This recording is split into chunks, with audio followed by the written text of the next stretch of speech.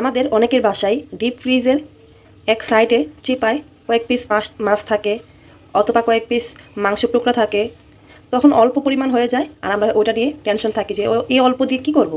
তো আমারও সেম অল্প কয়েকটা গরু মাংস টুকরা ছিল, তো ভাবলাম যে মাংসগুলোতে কী করা যায়। তো হুট করে মাথায় আসলো যে দুপুরে করলা ভাজি করবো এই মাংসটুকু দিয়ে। হাই এভরিওয়ান, আসসালামু আলাইকুম। কেমন আছেন সবাই? আশা করছি ভালো। আমরা আল্লাহর রহমতে ভালো আছি। কান্ট্রি সাইড ইয়াম থেকে আবারও একবার স্বাগতম জানাচ্ছি নতুন আরেকটি ভিডিও। দুপুরে রান্নার ভিডিও নিয়ে চলে আসলাম। তো আজকে আমি রান্না করব করলা ভাজি করব গরুর মাংস দিয়ে, আর সেই ভিডিওটাই শেয়ার করবো আপনাদের সাথে। তো আমি এখানে সব কিছু রেডি করে রাখলাম, কেটে ধুয়ে সুন্দর করে। বাকি ভিডিওটা দেখতে থাকেন আপনারা, যে কীভাবে আমি ঝটপট করলা ভাজিটা করি, দেখলেই বুঝতে পারবেন।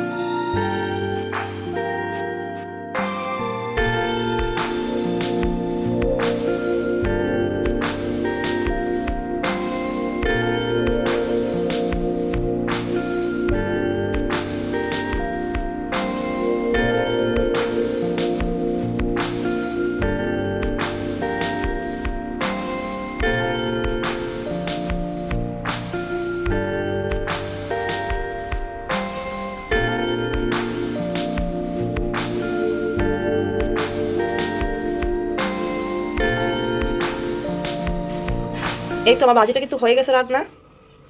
আর দেখলেন তো অল্প একটু মাংস দিয়ে কি ঝটপট মজার একটা ভাজি রান্না করে ফেললাম। এটা খেতে কিন্তু গরম গরম ভাত দিয়ে অনেক মজা হয়েছে। আর যে করলা ভাজি না খায় সে একবার হলো কিন্তু এটা ট্রাই করবে। আর আপনারা যদি রান্না না করে থাকেন এই ভাজিটা, তাহলে অবশ্যই বাসায় একবার হলো রান্না করে দেখবেন। আশা করতেছি আপনাদের কাছে ভালো লাগবে। আর যদি ভালো লাগে তাহলে অবশ্যই একটা লাইক আর একটা সাবস্ক্রাইব করে দিবেন। ভালো থাকবেন সবাই, আল্লাহ হাফেজ।